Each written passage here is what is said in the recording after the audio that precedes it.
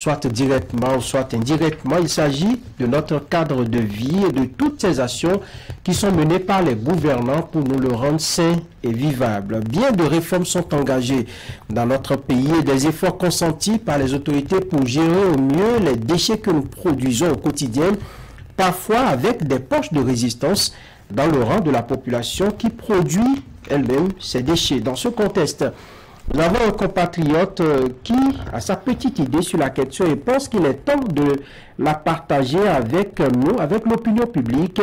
Sa manière certainement à lui de participer à la réussite de ce combat qui reste une longue lutte dans notre pays. Son nom, Petrus Daou. Il est rudologue et expert international en gestion des déchets. C'est un cher invité. Bonjour. Bonjour Franck. Merci d'accepter. Venez discuter avec nous sur Zone Franche. Et pour explorer tous les contours de ce sujet très important, je vous reçois avec William Cliquant. C'est mon collègue. William, bonjour. Bonjour Franck, bonjour à tous. Je dois préciser qu'un rudologue, c'est quelqu'un qui étudie le contenu des déchets, de nos ordures, dresse le bilan concernant les modes de production et de consommation et propose justement des solutions pour prévenir l'augmentation des déchets ménagers ou industriels, qui dit mieux en termes de recherche de profil pour aborder cette problématique d'actualité. Monsieur Daou, bonjour. Bonjour William. Merci de venir partager vos connaissances sur le sujet du jour sur Zone Franche. Première question d'entrée de jeu déjà. Comment est-ce qu'on explique cette quantité de déchets qu'on produit dans nos... Ça évolue en fonction du mode de consommation, comme vous venez de le dire. Et également, ce qu'on produit. Vous allez constater que dans les pays développés, plus développés, eh bien, on constate qu'on va jusqu'à plus d'1,5 kg de production de déchets par jour, par habitant. Et donc, ici, nous sommes autour de 0,54 en moyenne sur le plan national, surtout sur le plan régional, parlant surtout des grandes villes du sud, le Grand Nord. Nous sommes autour de 0,56% de production de déchets par habitant, en fonction donc de ce que nous consommons, nos repas, l'industrie, etc. Voilà. Mais nous ne sommes pas un pays fortement industrialisé. Pourquoi les déchets que nous produisons constituent une problématique qui fait réfléchir au quotidien? C'est parce qu'on évolue en dents de scie dans la gestion des déchets.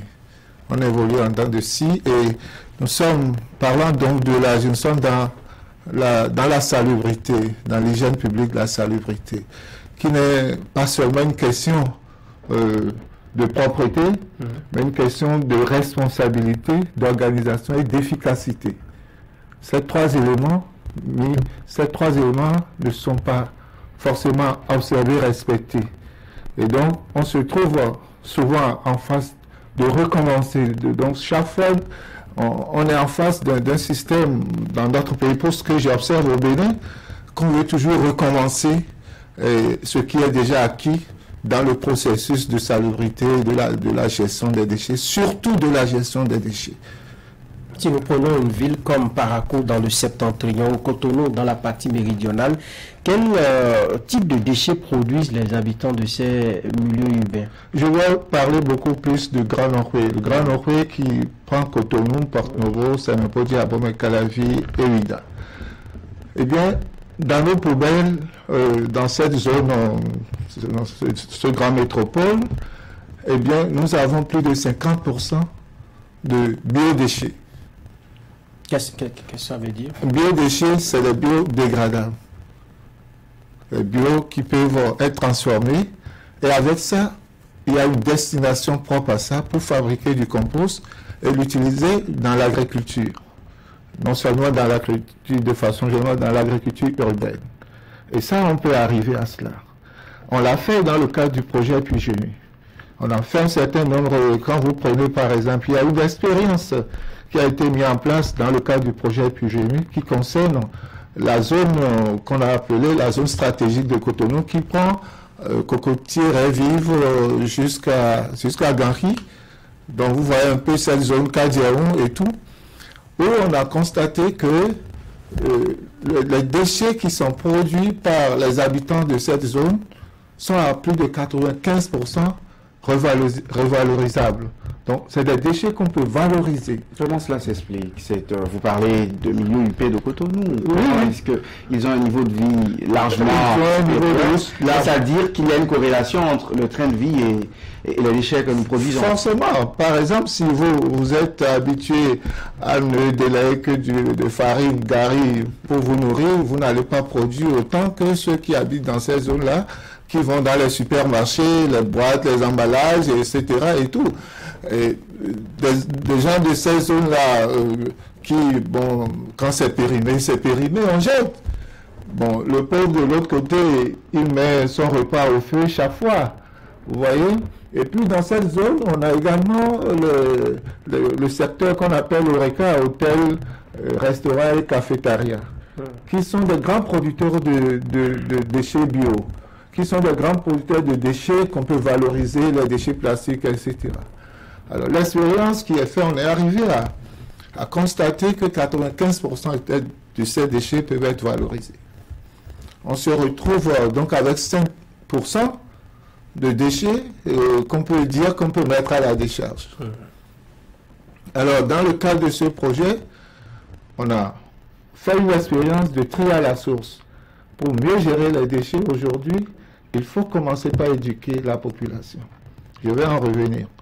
Sur cette expérience, on a commencé par faire le tri à la source où on a produit des sacs poubelles au ménage, 2 sacs poubelles chromocodés pour leur permettre de dire, bon, déjà, lorsque vous produisez vos déchets à la maison, mettez les biodéchets dans le sac noir et les autres déchets dans le sac poubelle bleu. Est-ce qu'elles sont éduquées à identifier ces déchets-là? Bien sûr, parce qu'il y a eu des actions de sensibilisation, il y a eu des affiches pour indiquer les déchets qu'on peut appeler bio et lesquels on peut appeler non bio. Vous me donnez 2 exemples par secteur, enfin, par type de déchets? Quand vous prenez tout ce qui vient du reste de la table de nourriture, oui, les avaries de viande, de poisson, les feuilles, les laitures, tout ce qui concerne le repas que nous mangeons et autres, le pain, tout ça, ça rentre dans la catégorie des déchets bio, les biodéchets. Et les autres, les bouteilles plastiques, de l'eau, les boîtes et autres, là, c'est dans l'autre catégorie. D'accord. Voilà. Et donc, cette expérience qui est mise en place, au bout de l'expérience, on est arrivé à plus de 40% de ménages qui commencent donc par trier ces déchets. Et donc, la suite, c'est quoi? Les structures de pré-collecte qui sont les GIE et PME sont chargées donc de collecter ces déchets de façon séparée dans ces ménages pour des destinations précises. Tout ce qui est déchets bio sont allés dans les destinations où, par exemple, chez les maraîchers, où ils prennent pour fabriquer du compost et l'utiliser dans le maraîchage. Donc l'utilisation du compost pour une production bio quand même aussi. Et les autres déchets vont dans le circuit de recyclage. Les 5% vont sur le point de regroupement pour être transportés vers les lieux d'enfouissement technique qui sont à OSR. Voilà. Mais ce système a été mis en place pendant Pugénie et après Pugénie a continué pendant 2 ans, et il y a eu la création subite. Je vais en revenir pour vous expliquer pourquoi je dis la création subite de la SGDS, qui est venue aujourd'hui remettre tout ça en cause. Pour vous, ça pose un problème? Ça pose un problème. Alors, avant d'en venir là, est-ce que vous avez l'impression aujourd'hui que les populations sont conscientes de ce que représentent ces déchets pour leur cadre de vie, pour leur santé, pour la salubrité tout court? Je vais vous dire, ce travail a été fait pendant de longues années. Depuis les années 80, depuis 2000, il y a une forte sensibilisation à l'endroit des populations. Dans tout le Grand Nord-Ouest. Et ce travail-là, c'est les ONG, ceux qui étaient des ONG, qui sont des personnes qui, au moment de la grande insalubrité, vous savez, après la conjoncture des années 80, eh bien, la voirie urbaine, qui était un service public, a déposé le tablier. Et il y avait des déchets partout. Les communes, les maires devraient s'occuper de ça. Les maires n'avaient que poser des points de regroupement, des points de bacs à des endroits spécifiques pour demander à la population de venir déposer pour qu'ils fassent le transport vers les lieux d'enfouissement. Mais le travail des ménages vers ces points de regroupement, c'était pas possible pour la mairie de le faire parce qu'ils n'avaient pas les moyens, c'était coûteux. Et c'était des jeunes, braves jeunes, qui avaient été sensibilisés. Je me rappelle à l'époque, excusez-moi, je parle de ce qui est technique, le président Soglo, devenu maire, rentrer dans ce combat de sensibilisation des jeunes, à leur dire qu'il n'y a pas de saut-emploi, et certains se sont engagés dans cette activité-là. C'était coûteux pour les populations et tout le monde n'avait pas les moyens de souscrire à cette C'était coûteux pour la population par rapport à la question de la salubrité. Parce que la salubrité, c'est quoi? En dehors de ce que c'est une propriété, c'est aussi en même temps une question de la salubrité. C'est ce qui est favorable à la santé. Quand c'est favorable à votre santé, si vos déchets vous jettent dans la maison, eh bien, vous n'avez pas de coût pour demander. Et ça ne coûtait rien pour les ménages non plus. Et puisque ces structures, ces jeunes-là qui ont créé la précollecte et qui aujourd'hui reconnus par la loi que c'est les structures de précollecte qui font la précollecte, eh bien, ils ont sensibilisé les ménages à l'abonnement. Ils ont collaboré avec les mairies pendant des années pour identifier les maisons non abonnées. Il y a eu un accompagnement, il y a eu des arrêtés pris par les mairies pour obliger les ménages à s'abonner. Et les ménages s'abonnaient avec 500 francs, 1000 francs et 2000 francs par mois. Après, en fonction de l'évolution, ils sont arrivés à 3000. Donc, c'est ça par mois pour 3 passages par semaine. Vous voyez que... Oui, mais certains n'arrivaient pas à le faire et on voyait toujours des dépotoirs sauvages en Ce n'est pas du tout que certains n'arrivaient pas à le faire. Oui. Ce n'est pas parce que tous les ménages étaient presque abonnés, étaient connus de ces structures de précollecte qui se sont organisées par quartier pour faire le travail et qui parfois sont sollicités par le ministère pour aller assainir autour du ministère de l'Environnement. Oui, ben, au centre-ville, la chose était très bien perçue par la population, mais dans la périphérie, est-ce que ça avait, la mayonnaise avait véritablement pris? Bon, ben, je vous dis que dans la périphérie, quand par exemple, vous parlez de quelle zone, parce que pour ma connaissance, sur 43 arrondissements dans le Grand Nord, il y a 30 structures de précollecte GIE et PME qui sont créées, qui ont été appuyées par la réforme en 2018 pour passer de leur statut d'ONG au statut de PME. Alors, je vous explique rapidement la notion de PME. La notion de PME rentre dans le cadre de ce qu'on appelle l'économie sociale et durable. L'économie sociale et durable, c'est un concept qu'on ne comprend pas, qu'on ne développe pas. On en parle, mais on ne développe pas. L'économie sociale suppose que vous faites plus attention au travail, à la création d'emplois qu'au capital. Vous n'êtes pas dans la démarche de profit. Vous n'êtes non plus dans la démarche on veut voir le service que vous proposez. Et on prend des décisions avec vous, on s'asseye avec vous pour prendre des décisions. C'est comme ça que beaucoup de pays fonctionnent et se développent. En Suisse, en Europe, un peu partout. Et ils sont très loin de ce qu'on appelle... Aujourd'hui, nous reculons sur les stratégies. En fait, il y a un paradoxe. Quand vous lisez, quand vous prenez les tests, et ça, on peut déjà dire qu'on a évolué depuis 2000, l'année passée, 2022, et depuis 2017, on a évolué dans les tests et dans les stratégies. On a un schéma national d'aménagement du territoire que nous appelons l'agenda spatial du Bénin. Les stratégies qui sont dedans, qui sont élaborées pour permettre la gestion de notre environnement et autres. Et par rapport aux tests, aux lois, on a la loi sur l'hygiène publique, On a aussi la loi sur la décentralisation, où le rôle je parle alors donc de responsabilité d'organisation, le rôle de chaque acteur est bien défini, mais on se rend compte que la mise en œuvre de ces stratégies rame à contre-courant. Pourquoi? On se demande, parce que je prends l'exemple, quand je dis la SGDS, vous pouvez me dire pourquoi la SGDS a été véritablement créée? Justement, on va en venir, on y arrive d'ailleurs. Vous avez dit tout à l'heure qu'elle était venue brusquement, la société. Et pourtant, dans le Grand Nokoué, c'était accueilli comme une très bonne nouvelle, parce que les populations ne devaient plus souscrire et les déchets étaient ramassés, étaient apparemment mieux gérés. Mais vous parlez d'une brusque création. Dites-nous tout sur cette SGDS. D'abord, je voudrais vous dire que ce que vous appelez ne payer plus, ne le dites plus. C'est votre responsabilité d'assumer. La loi vous donne, on parle du principe pollueur-payeur. Si vous polluez l'environnement, vous en assumez la responsabilité.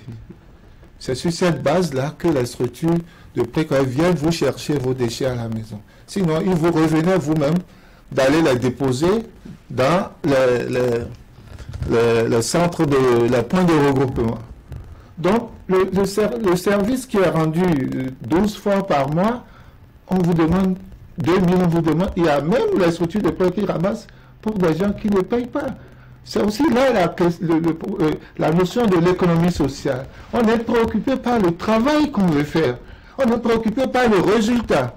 Et la structure de précollecte, ce n'est pas seulement le ramassage des ordures. La SGDS est rentrée dans ce truc-là sans faire réellement ce que nous appelons la précollecte. La précollecte, c'est la sensibilisation continue de tous les jours. C'est le contrôle du quartier qui a déposé les déchets ici, qui n'est pas abonné, qui pollue l'environnement. Et ces structures sont en relation avec les mairies. Les mairies ont fait un travail formidable pour arriver à un niveau. Et la Banque mondiale les a accompagnés à travers le projet Pugémé. Je suis l'expert de la Banque mondiale qui a travaillé sur cette composante gestion des déchets avec les communes. Mais c'est la rupture entre, disons, l'option qu'on avait prise pour le PGMU et aujourd'hui la SGDS qui vous dérange en réalité? Il n'y a pas une continuité. Il n'y a pas une continuité. C'est-à-dire qu'on a essayé même de leur faire comprendre les acquis.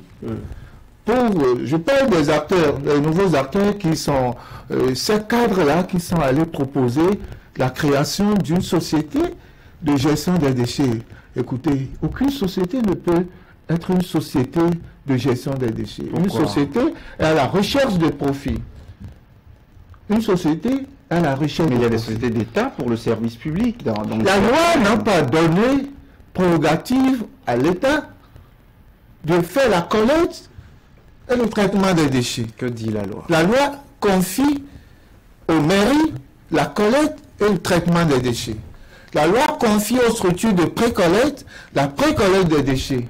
Et la structure de précollecte dans le Grand Nokoué, c'est les GIE-PME. Mais dans un contexte... Accompagné par le ministre, le ministère de cadre de vie, dans le cadre du projet dont je parle, et qui a été renforcé, eux qui les ont accompagnés à cette mutation. Et il y a eu des équipements mis à leur disposition, mais du jour au lendemain, on se lève sous le prétexte d'un appel d'offres qui n'a pas abouti pour mettre des centaines de milliers de personnes en chômage. Alors, dans un contexte où les structures de précollecte, parce qu'on a vu, c'est vrai, vous vous concentrez sur le Grand Nokoué, mais dans d'autres villes, il y a eu même, disons, cet engouement des autorités locales d'accompagner la chose. On a acquis des charrettes, on a acquis du matériel pour renforcer ces structures privées, mais ça n'a pas toujours marché du fait que, au bout d'un certain temps, ces matériels-là sont amortis, les populations également ne respectent pas ce qu'elles ont fait, leur engagement vis-à-vis des structures de précollecte.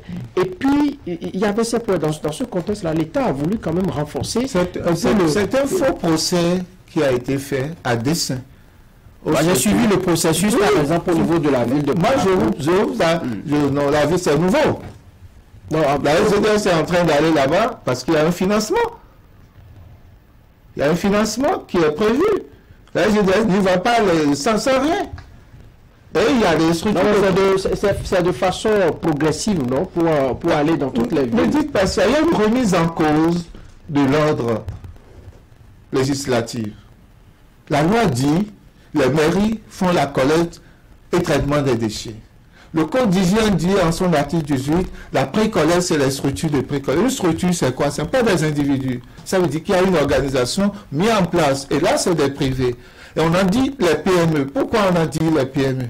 Parce qu'une petite et moyenne entreprise est dans le cadre, dans le volet de l'économie sociale. Si vous faites un chiffre d'affaires au-delà de 25 millions, vous devenez une moyenne entreprise. Quand vous faites un chiffre d'affaires au-delà de 50 millions, vous n'êtes plus PME, vous quittez le système de PME. Vous comprenez un peu ce que j'explique là. Parlez-nous du procès. Comment est-ce qu'on a, à dessein, avez-vous dit, je vous paraphrase, comment est-ce qu'à dessein on a voulu caricaturer les choses de la sorte pour opter pour ce que nous voyons actuellement? Vous pensez qu'il y a une solution spontanée à la gestion du développement? Le développement, c'est une continuité. Le développement durable ne met pas en cause un acquis. Quand vous venez, quand vous voulez faire bien les choses, vous faites le point sur ce qui est en train d'être fait. Moi, je suis allé voir les responsables de ce projet-là qui ont proposé ce truc. Il y avait une agence. C'était ce qui est prévu dans le document de schéma d'aménagement. C'est des agences qu'il faut créer. Et au sein des agences, on a tous les acteurs représentés au sein d'une agence. Et tout le monde s'asseye pour décider. La question de la gestion des déchets, ce n'est pas, c'est une question transversale. Le ministère de l'Éducation doit siéger dans cette agence-là. Pourquoi? Parce que la gestion des déchets commence par la maternelle. Et William, s'il vous plaît, si vous prenez votre portable, quand vous achetez un objet, vous savez à la fin, lorsque vous voulez vous débarrasser, vous savez comment vous devez vous en débarrasser? Pas forcément. Pas forcément. Parce que vous ne connaissez pas les symboles qui sont inscrits, soit dans votre notice ou sur votre bien. Parce qu'on ne vous l'a pas appris. Aujourd'hui, dans les pays, en janvier, 1er janvier, le tri à la source est systématique en France. Ils ont mis 20 ans pour arriver à obliger tout le monde à le faire.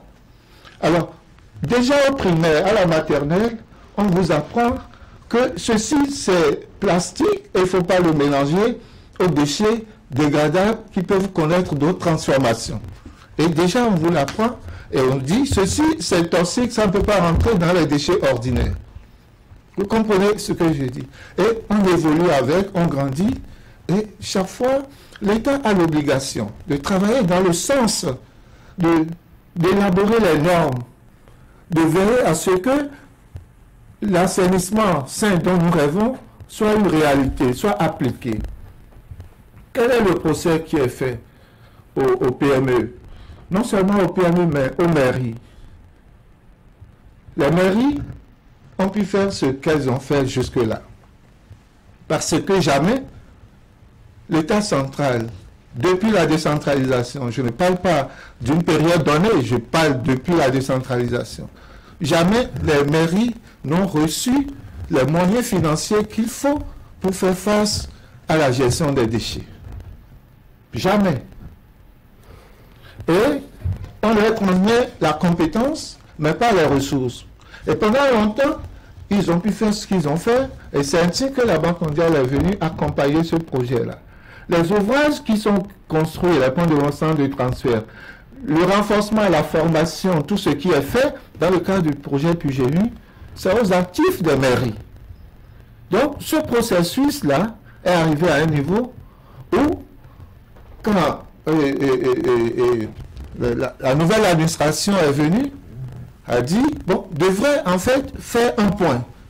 Et sur la question, ils ont même fait aussi un point. Il y a un cabinet juriste, un cabinet français qui est venu faire l'état des lieux et qui a constaté la force des structures de pré-collecte, les GIE PME, vraiment organisées, et qui, dans son rapport, a indiqué qu'il n'y a pas une action possible dans la gestion des déchets en dehors de ces structures-là qui font un travail à la base. Alors, c'est leur propre consultant qui a qui a sorti le rapport. Et comment on en est arrivé à... Là, je me pose la question, parce que moi, je suis allé, au moment où j'attendais parler de la question, je suis allé rencontrer la directrice de l'agence de cadre de vie, qui est Madame Dayon, que je respecte beaucoup, et qui m'a mis en contact avec le chef projet, un certain Grisoni, avec qui j'ai discuté de long en large. Tout ce que je lui ai expliqué, il trouvait que c'était bien, mais qu'il y avait un projet de gros investissement, de ceci, de cela. Je leur ai dit, vous allez, là où vous allez, ça ne correspond. À l'époque, on a 400 à 500 000 tonnes de déchets dans le Grand Nord-Ouest comme produit. Et vous voulez gérer 500 000 tonnes de déchets avec des grandes sociétés. Alors, aujourd'hui, depuis 2018, si mes notes sont bonnes, la SGDS est créée. Quel bilan faites-vous tout au moins de ce qui a été fait depuis, disons, 5 ans que cette société est mise en place? Il y a quand même un début de changement, non? Parce que lorsque nous parcourons ces villes-là, on sent tout au moins qu'il y a les acteurs qui sont débarrassés des ordures. Nous voyons les agents de la SGDS qui curent régulièrement nos caniveaux, ainsi de suite. Quel bilan faites-vous? D'abord, je voudrais dire qu'il n'y a aucune entreprise qui ne donne pas de bons résultats. Et en tant que développeur, je reste dans les principes d'évaluation d'une action qui doit s'inscrire dans la pertinence, dans l'efficacité, dans l'efficience et dans la durabilité. Si je prends ces 4 critères, je peux vous dire qu'on est en train de reculer. Les éléments aujourd'hui en présence, ce qu'on a déjà fait au bout de 5 ans avec la SGDS, est-ce que vous ne sentez pas un début de... Moi, je n'ai pas... Je n'ai rien. J'observe en tant qu'observateur sur cette question depuis 5 ans. Parce que je donne mes prestations ailleurs. Depuis. Et en tant que citoyen béninois, je suis préoccupé de la situation. Ce que j'observe, et que vous, peut-être, vous n'allez pas jusque là où il faut les observer, c'est qu'il n'y a pas d'évolution par rapport à tout ce qui a été préparé dans le cadre du projet PUGE. Vous allez nous donner un peu de détails, parce que on voit les artères balayées, on voit des maisons de Est-ce qu'avant la SGDS, les artères n'étaient pas balayées? Est-ce qu'avant la SGDS, les déchets étaient partout? Est-ce qu'avant la SGDS, vous avez les déchets dans les zones comme l'aéroport et autres là? Vous n'avez jamais vu les déchets dans ces zones-là? Non! Ce que vous constatez aujourd'hui, c'est que vous voyez les camions. Non, mais ces actions ont été renforcées. Vous n'allez pas nous dire quand même qu'au bout de 5 ans, rien n'a bougé. Je ne dis pas ça, comprenez-moi. Oui. Les choses devraient aller normalement plus que ça. Si l'organisation, si chacun jouait son rôle, la société de gestion des déchets qui est créée par le gouvernement ne devrait pas s'occuper de la question des déchets solides ménagers, mais plutôt des déchets industriels. Leur compétence, c'est là-bas. Et on en a. Vous savez le nombre de sociétés. Nous avons combien d'industries véritablement? Ah non, mais les quelques-unes qui sont là produisent énormément de déchets, qu'ils soient solides ou liquides. Donc il faut qu'ils s'en occupent. Il faut qu'ils s'occupent des centres de santé, des hôpitaux, qu'ils aillent ramasser régulièrement les déchets dans les structures administratives. Alors si aujourd'hui... Alors je vais vous demander, je vais arriver à ceci. Oui. Si vous voulez, je vais vous donner les images. Parce que quand je fais la descente sur le terrain, allez demander dans les ménages, je ne parle pas des autres dans lesquels, mais quand vous quittez, allez demander, je parle de Grand Nord-Ouest, si le service de pré-collecte aujourd'hui est régulier plutôt. Monsieur Daou, on va en venir à cette compétence extra de la SGDS, comme vous le précisez. Oui. Mais parlons déjà du domaine de compétence de la SGDS. Quel bilan faites-vous après 6 ans d'existence de leur domaine de compétence, c'est-à-dire les déchets biomédicaux, les déchets industriels? Quel état des lieux vous faites déjà de leur domaine de prédilection en termes de gestion des déchets? Parlons de leur domaine de prédilection. Lorsque le gouvernement a créé la SGDS, le gouvernement est dans une logique. Et dans sa logique, qui est juste, à mon avis. Parce qu'il y a un problème de collecte-transport des déchets. Dans l'objet social de la SGDS, il y a collecte, transport des déchets et traitement. Il n'y a pas la pré-collecte des déchets. Donc, ce n'est pas dans son objet social. Lorsque vous vous levez et qu'on ne vous a pas confié une activité, ce n'est pas votre domaine de compétence. C'est pour les structures de pré-collecte, c'est pour les GIE, PME, créées et renforcées par le même gouvernement qui les a mis en place, qui sont en convention avec les mairies, avec l'instruction du chef de l'État. Vous vous levez, quand vous vous levez, vous vous mettez à faire une activité qui n'est pas prévue, on appelle ça quoi? Monsieur Franck? Ben, c'est vous le spécialiste. Non, non, ça c'est pas une question de... C'est une question de droit, monsieur William. Quand vous vous levez, vous prenez les ressources de l'État mis à votre disposition pour aller faire une activité que l'État n'a pas inscrite dans votre objet social. On appelle ça quoi? Non, mais cela n'est pas fait indépendamment de l'œil de l'État. Il faut que nous cessons de réfléchir comme ça. Si l'État n'a pas mis la pré-collecte, c'est parce que l'État a déjà renforcé les structures de pré-collecte. Et ils auraient pu être arrêtés depuis si effectivement ils étaient dans l'égarement tel que vous le dites. Ils auraient pu être arrêtés par l'État qui a toujours un œil sur tout ce qui se... Ah oui, je ne le dirai pas comme vous, par exemple. Parce que sur cette question, les structures de pré-collecte sont en train de faire un combat pour dénicher le complot qui est organisé contre elles. Vous savez ce que c'est que la structure de pré-collecte? C'est 300 PME dans le Grand Nord. Environ combien d'emplois pour ces jeunes Plus bénéficiaires? de 3 000 emplois. Plus de 3 000 emplois pour les 300 PME, à raison de 10 emplois par PME. La SGDS a fait quoi? La SGDS est venue, alors que GIE PME, je vous explique le principe. On dit, dans une ville, il y a des arrondissements. Et à Cotonou, nous avons 13 arrondissements. Et à Bomekalavi, nous avons 9 arrondissements, Porte-Novo, etc. Et dans la réforme qui a été mis en place et voulu de quitter l'état de ONG à PME, il y a que les structures de pré-collecte devraient créer des GIE par arrondissement. Donc, un GIE par arrondissement. C'est quoi le sigle GIE, l'acronyme? Groupement d'intérêt économique. Donc, dans chaque GIE, 13 arrondissements de Cotonou, 13 GIE. Dans chaque GIE, vous avez en moyenne 5 ou 6 PME membres. Donc, dans un arrondissement, quand vous arrivez dans un arrondissement, on dit, il y a le GIE de l'arrondissement là, dans lequel se trouvent les PME pour faire la pré-collecte. C'est ce qui a été mis en place. Quand ils sont venus, ils ont fait fi de toute cette organisation pour créer des lots. Sur quelle base? Je ne le sais pas. Mais ils ont créé 69 lots sur les 43, pour les 43 arrondissements dans le Grand Nord. Mais il y a 30 GIE déjà mis en place et qui travaillent déjà avant eux et qui travaillent depuis des années. Alors, ils créent les 69 lots et ils confient aux gens pour mettre un système de sous-traitance. J'ai écouté un des responsables, un des directeurs de la GDS qui est passé sur une radio de la place, dire que l'État a voulu que les ONG deviennent, excusez-moi, des PME GIE pour participer à un appel d'offres. Non. Mais c'est pour qu'ils se professionnalisent et qu'ils commencent par payer l'impôt par rapport à ce qu'ils faisaient. Parce qu'avec leur statut d'ONG, c'était difficile de les mettre sous. C'était d'abord ça, les professionnels, et les maintenir dans leur activité d'agents de sensibilisation, de veille et de ramassage des déchets.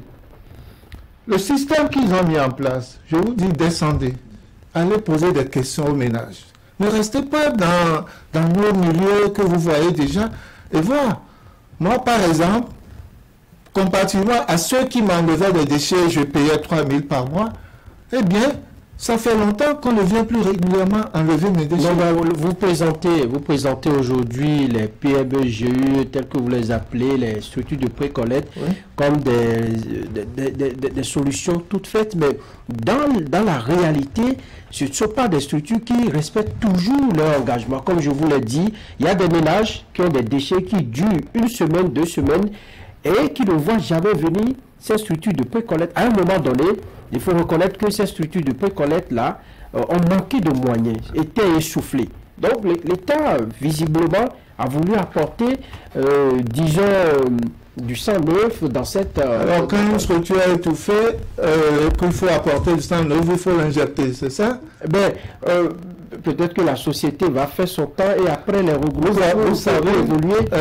C'est parce que vous ne vivez pas avec eux, ça fait des milliers de personnes en chômage qui souffrent, qui depuis plus de 3 ans ne savent plus comment il faut nourrir leur famille. Quand je parle de l'économie sociale, je parle de tous ces aspects. Et je vous ai dit que le principe de l'économie sociale, c'est le service. Ce n'est pas le profit qu'on recherche. Ce n'est pas appel d'offres machinaires, etc. C'est dans d'autres pays. Ce n'est pas nouveau chez nous. Est-ce que vous avez l'impression aujourd'hui que la gestion des déchets est devenue lucrative et que, d'une manière ou d'une autre, de gros bonnets s'y mettent pour se faire un peu d'argent au détriment de ces jeunes béninois pour qui cela desservait et permettait de... C'est exactement ce que je suis en train de dire. Que les personnes ou les entreprises avec lesquelles la GDS est allée en contrat. D'autres sont devant la criette avec des 250 millions de détournés entre eux, de ceci, de cela. Allez faire. Moi, j'invite le gouvernement. Parce que c'est une question sociale, c'est une question de vie, c'est une question d'emploi. J'invite, si ce message peut arriver, j'invite le gouvernement à aller faire un audit à la SGDS. Non seulement un audit financier sur les questions financières, je ne sais pas, là, moi, ma propre, mais un audit institutionnel. La prise de décision de dire qu'on fait la gratuité de la précollecte est partie de quoi? Quelle est la logique? Excusez-moi, M. William. Vous avez l'habitude de payer peut-être 3 000 francs pour qu'on vous ramasse vos déchets à des gens qui viennent ramasser les déchets. Vous la connaissez, ils le font. S'ils ne le font pas bien, vous pouvez dire, vous ne l'avez pas bien fait. Je ne vous paye peut-être pas. Vous comprenez ce que j'ai... Vous avez cette possibilité et vous payez directement. Donc, l'État n'a plus besoin de sortir un budget pour payer la précollecte, les déchets que vous produisez, que vous êtes censé aller déposer vous-même au point de regroupement. Et une société a pris une partie du budget qui lui a été destiné pour décréter la précollecte, décréter en griffe, pour décréter la gratuité de la précollecte. Elle dit désormais, vous n'allez plus payer le ramassage de votre déchet. Mais si vous êtes content, c'est que vous êtes piégé. Parce que c'est votre responsabilité en tant que citoyen de payer la pollution que vous faites de vos déchets pour éviter que... Nous sommes aussi contribuables au budget de l'État qui leur est alloué. Pourquoi c'est seulement dans l'espace de Grand Nokwe où vous, par rapport à d'autres villes dans le Mono et autres, où les structures de précollecte continuent de ramasser les déchets et se font payer. Pourquoi c'est seulement ici? Vous-même avez montré la part de représentativité de la production en matière de déchets. Ben, ça coûte plus cher à l'État, ici, de financer la précollecte. Mais là n'est pas la stratégie. La stratégie, c'était quoi? Et ils l'ont dit. Les responsables de la SGDS l'ont dit. La stratégie, c'était de dire, bon, comme j'ai un objectif de reprendre toutes les structures de PME, de précollecte, la gestion de la précollecte à mon actif, je fais faire le service gratuitement pendant 1 an et après, je vais vous faire payer par le biais de l'eau, l'électricité. De l'eau et de l'électricité. Vous serez contraint, c'est pour ça que je dis, mais vous serez piégé. Vous serez contraint de payer peut-être 3 000, si c'est 2 000 que vous devez payer en fonction de la quantité de déchets que vous produisez. Alors, pourquoi ils ne peuvent pas arriver à cet objectif de faire payer par la SBE et autres? Il y a combien dans la zone de Grande, il y a combien de ménages directement abonnés à la SBE ou à la SODEP, qui devraient normalement payer. D'accord. On a assez, disons, fait un peu l'état des lieux. On va passer maintenant aux suggestions. Parce que vous trouvez qu'il y a la façon de faire, ça n'arrange pas toujours. Il faut voir un peu le côté social de ce projet, ainsi de suite. Qu'est-ce que vous proposez concrètement? D'abord, par rapport à l'État, que doit-il faire pour mieux cerner le problème que vous posez? L'État doit repartir au respect scrupuleux des tests et de ses propres stratégies. Je vous ai parlé de l'agenda spatial. Les tests ont dit que les mairies sont en charge de la collecte, transport et traitement des déchets. L'État remet aux mairies leurs compétences. Ensuite, la structure de pré-collecte. Alors, le code d'hygiène dit que c'est la structure de pré-collecte qui ramasse les déchets. On laisse les structures de pré-collecte ramasser leurs déchets et gèrent leur autonomie. Qu'ils aient leur autonomie de gestion par rapport à la pré-collecte. Si vous produisez les déchets, vous devez payer quand vous les enlève de votre maison. Et c'est ça que les mairies ont fait. Donc, il faut retourner ces attributs aux mairies. Et faire que, si par exemple, et mettre les ressources à la disposition des mairies, les ressources qu'il faut à la disposition des mairies. Si la SGDS devrait continuer d'intervenir dans la gestion des déchets ou dans la gestion des déchets ménagers, il revient aux mairies de solliciter le service de la SGDS, comme c'est une société d'État, pour lui faire le transport des déchets qui seront mis au point de regroupement et centre de transfert. Je vous ai posé la question, savoir lorsque l'activité n'est pas prévue dans votre objet social et que vous prenez le budget et que vous rentrez dans cette activité, on appelle. Vous n'avez pas. Non, on a évolué. Maintenant, nous sommes à l'étape des. Non, c'est pour vous dire. Par rapport à cette ingérence, oui. Qu'est-ce que vous proposez de faire? Parce que si de fait, la SGDS n'en a pas la compétence, l'aisance d'exercer. Puisque la SGDS est une société créée par l'État, par le gouvernement, eh bien, le gouvernement, en matière de gestion des déchets, a compétence dans les déchets industriels, des déchets dangereux, etc. Je vous assure tout que cette question-là, c'est partout. Les déchets au port de Cotonou, la SGDS peut s'en occuper.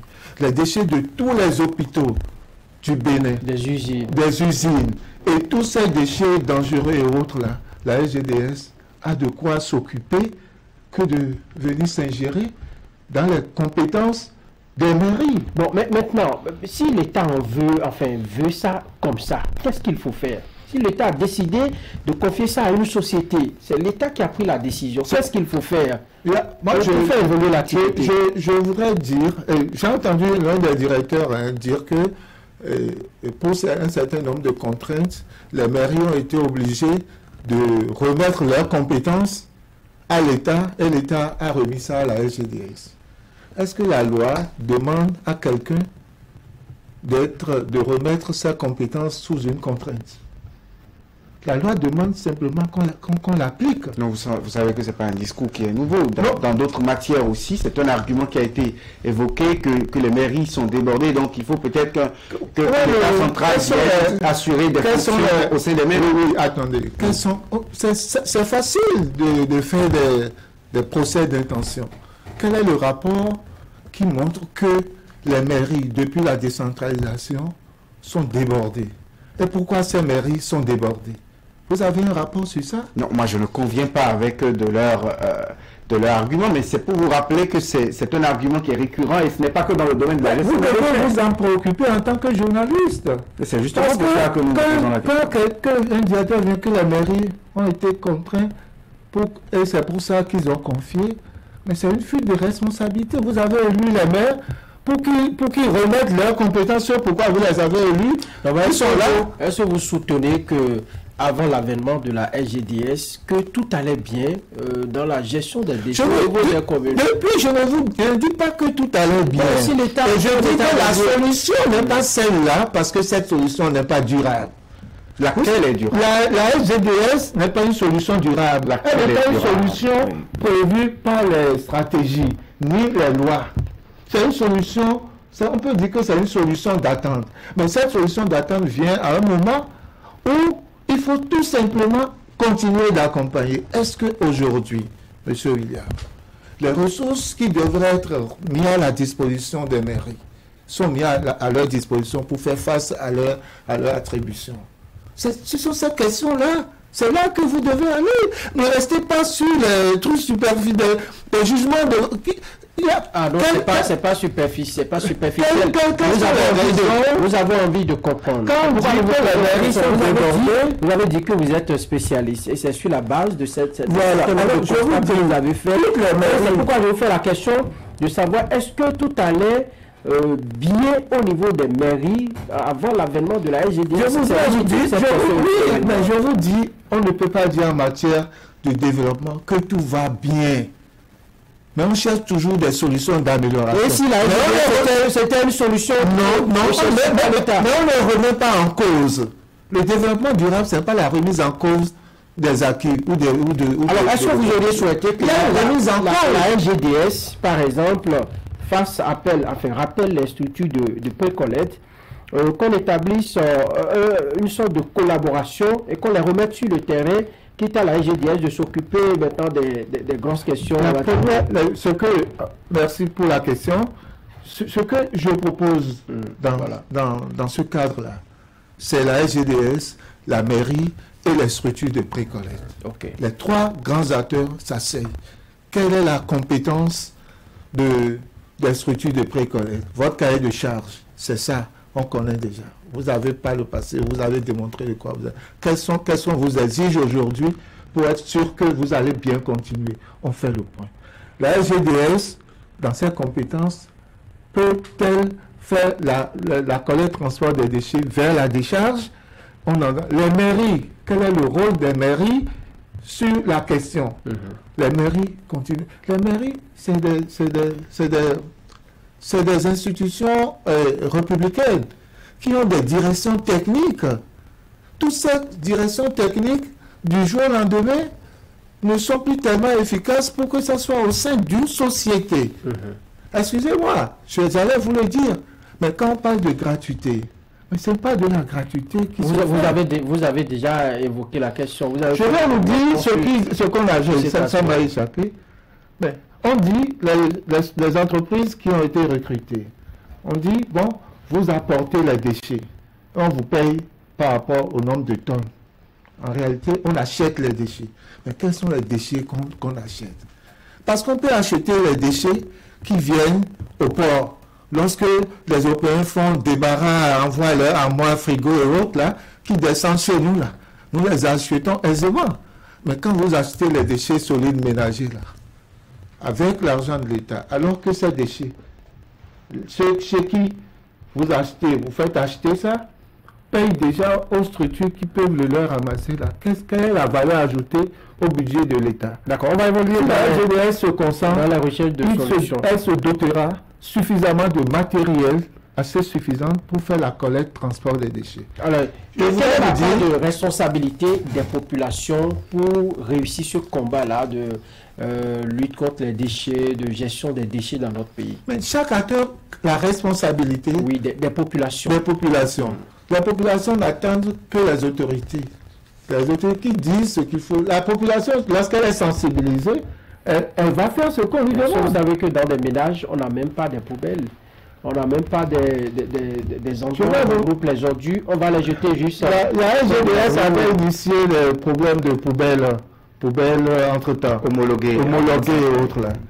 Je vous assure, si c'était en collaboration avec les structures de pré-collecte, ces poubelles-là, chaque ménage, parce que par le passé, ça a été fait, chaque ménage allait disposer de cette poubelle-là, sans être contraint ou informé que vous payez le coût. Vous comprenez ce que je dis? Le partenariat tripartite dont je parle et les structures de préconisation ont fait des démarches dans ce sens-là à l'endroit du directeur de la SGDS.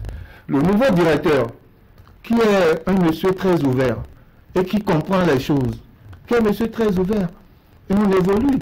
Vous avez vu, le ministre de la décentralisation a sorti une lettre pour rappeler aux mairies leur responsabilité et de dynamiser les structures de précollecte.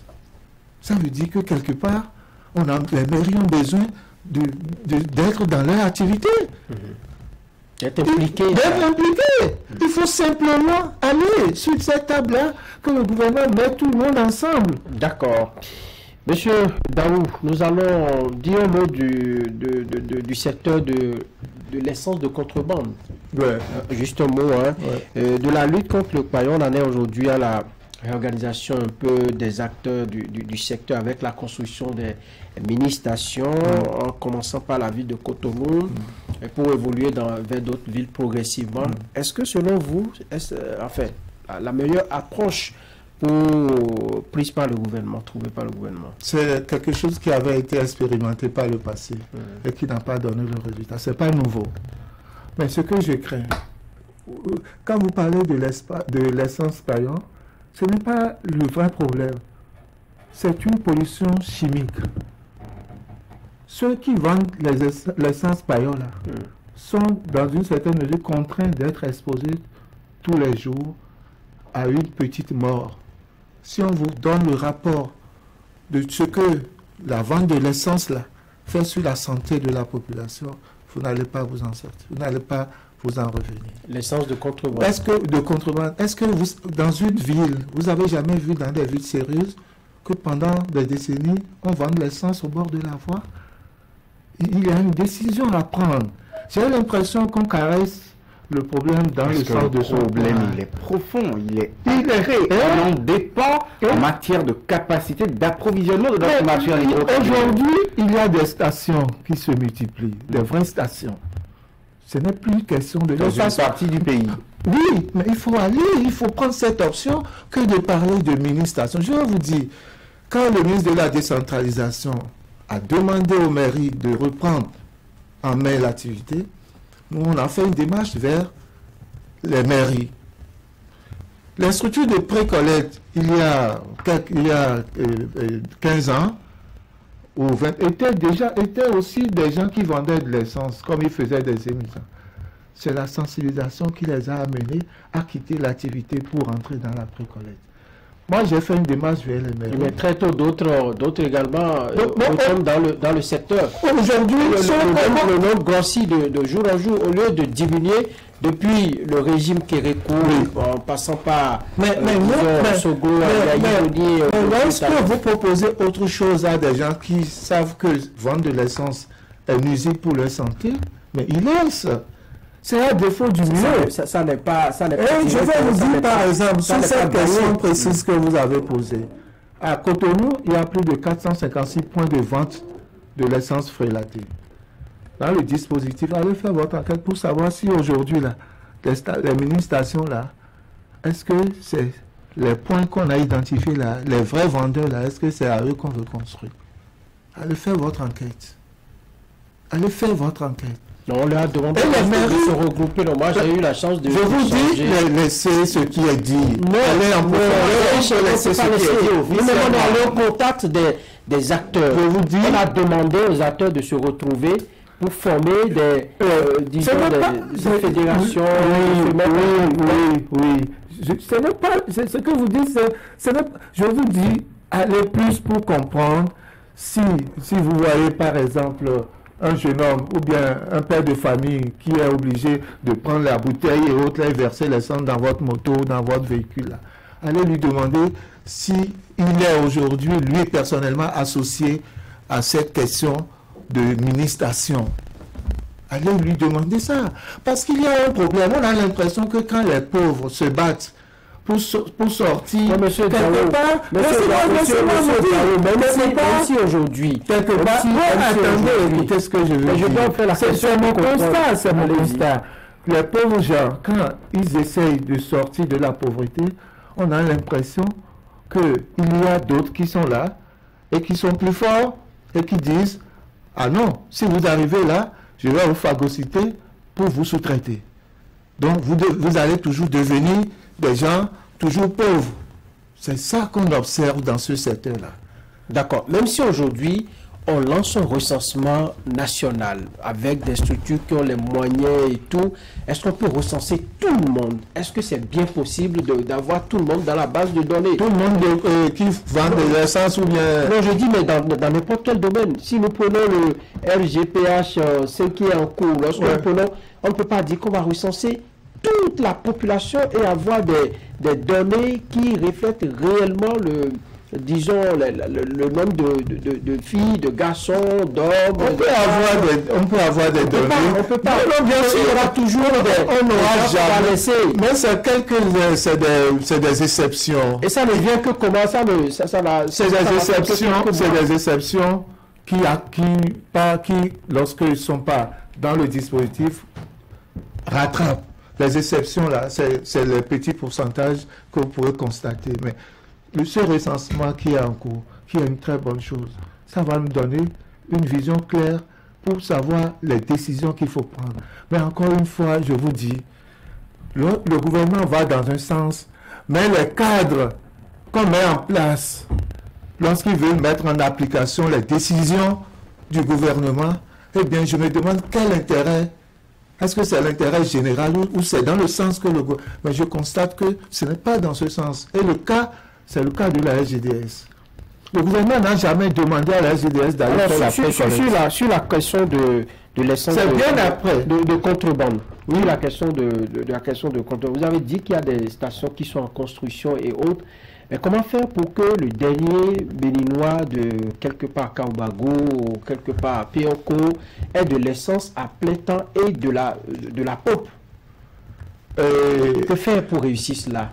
C'est cela qui va nous empêcher d'aller peut-être aux abords des voies et le prix, la différence de prix entre le pailleur et puis l'essence à la pompe, ça nous amène rapidement. Par exemple, si je prends une zone dans la localité des collines, par exemple, oui. Eh bien, il faut des stations, parce que il faut des grandes stations dans ces domaines-là. Et ces stations peuvent approvisionner des mini-stations qu'on peut envoyer dans les zones les plus reculées. Parce que quand vous allez dans un quartier ou dans un village, mettre une grande station, ce n'est pas rentable. Mais ces petites stations dans ces zones-là peuvent venir s'approvisionner dans les stations qu'on peut appeler stations centrales.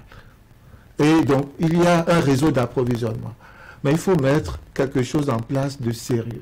Il faut que ce soit les personnes concernées qui soient les réels bénéficiaires. De la différence de prix. Lorsqu'on est à 680 peut-être à la pompe et au bord des voies, on est à 450 ou à 550.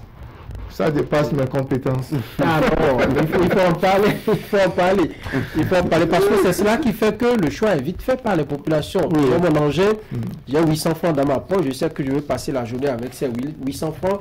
J'achète de l'essence à 500, 1 litre, je fais mes courses et je garde 300 francs. Au lieu d'aller prendre 680. Quelle que soit la qualité de ce produit. Alors, je dis ça dépasse mes compétences. Ce que je voudrais... Non, nous sommes à la fin de cette émission. Oui.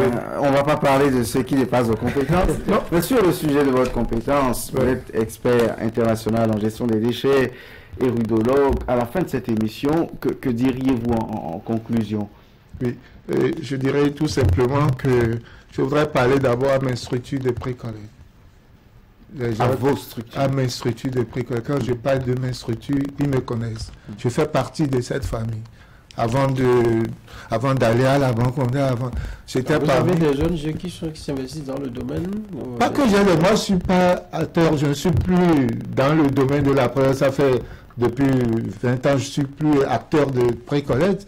Moi, j'étais vacataire quand j'ai créé avec mon frère une ONG à l'époque. Et ça m'a permis de voir comment est-ce que ces structures ont évolué. Et lorsque j'ai eu des opportunités pour aller plus loin, étudier, aller plus loin, ça m'a intéressé ce domaine. Et quel est votre intérêt particulier à vouloir que les choses changent dedans? Parce que j'ai vu des hommes qui ont répondu à l'appel des chefs d'État qui ont répondu à l'appel de ce que on peut nous-mêmes faire des choses et réussir, qu'il n'y a pas de saut métier, et qui se sont lancés dans cette activité. Est-ce que vous avez appelé au chef de l'État qui peut aujourd'hui agir, changer les choses, au ministre du cadre de vie? Je voudrais dire au chef de l'État à qui les structures de précollecte ont envoyé un message par le biais d'un de ses ministres, le ministre Adambi, qui a été coordonnateur du projet PUGEMU, avec qui j'ai travaillé sur le projet PUGEMU, qui connaît bien les problèmes des structures de vie, qui sait bien le processus qui a permis de les mettre en place. Je voudrais dire que ce message-là, que le chef de l'État réponde à ce message qu'on lui a envoyé. Parce que les structures de précollecte ont fait une assemblée générale le 10 novembre dernier. Ils sont dans le combat. Le combat, ensemble, on va le mener jusqu'à ce que la justice soit faite, qu'ils retrouvent leur activité. En fait, vous retrouvez mon intérêt des gens qui hier s'occupaient de leur famille, mettaient leurs enfants à l'école, produisent des cadres pour ce pays, se retrouvent subitement sans rien et qui vieillissent dangereusement. En moyenne, depuis 3 ans en moyenne, 7 personnes meurent des structures des précollectes. Nous n'avons pas les preuves. Non, on a les preuves. Je voudrais vous dire juste à quel niveau ils sont atteints. Parce que vous arrachez le travail créé par ces personnes-là eux-mêmes, par leur effort. L'État les a appelés, ils ont répondu, ils ont mis leur force humaine, leur capacité matérielle. On les a accompagnés. Ils apportent des solutions aux problèmes de la société. Et du jour au lendemain, eh bien, paf, ils sont dépossédés de leur activité. Je pense qu'il y a un problème et le chef de l'État doit écouter ces petits experts qui n'ont l'air de rien, mais qui sont des gens qui apportent d'énormes solutions aux problèmes de salubrité de notre pays. Merci. Merci vivement que votre cri de cœur soit écouté. Petrus Daou, rudologue, expert international en gestion de déchets. Avec vous, nous avons parlé de la gestion des déchets en milieu urbain, la production, la solution SGDS et ses limites. Vos suggestions également à cette approche du gouvernement béninois. Merci d'être venu vous prêter à nos questions, Franck Aounou et moi. Merci à toute l'équipe de réalisation. Vous connaissez les tranches de rediffusion de cette émission. C'est tout pour Zone Franche de ce dimanche. À dimanche prochain.